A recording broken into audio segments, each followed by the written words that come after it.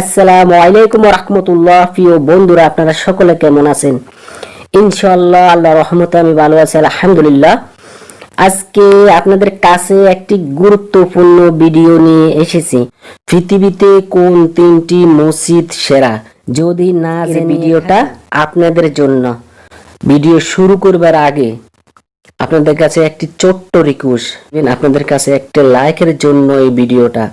কোন তিনটি মসজিদ সেরা আপনাদেরকে ইনশাআল্লাহ পুরো ভিডিওটা দেখাবো। তো পৃথিবীতে তিনটা মসজিদ সবচাইতে সেরা।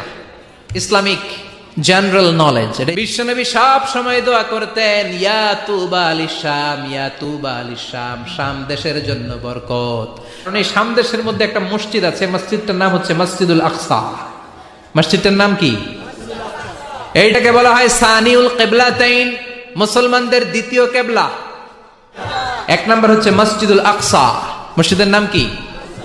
সুবহান। পৃথিবীর তিনটা মসজিদ ছাড়া আর কোন মসজিদে সফর করা জায়েজ।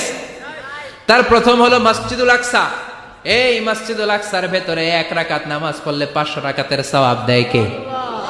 2 নাম্বার মসজিদে নববী, বিশ্বনবীর কবর যেই মসজিদের মধ্যে রয়েছে, ওই মসজিদে 1 রাকাত নামাজ পড়লে 1000 রাকাত নামাজের সওয়াব দেয় কে? 3 নাম্বার মসজিদুল হারাম, যেই মসজিদুল হারামের মাঝখানে আল্লাহর ঘর রয়েছে, ওই ঘরে 1 রাকাত নামাজ পড়লে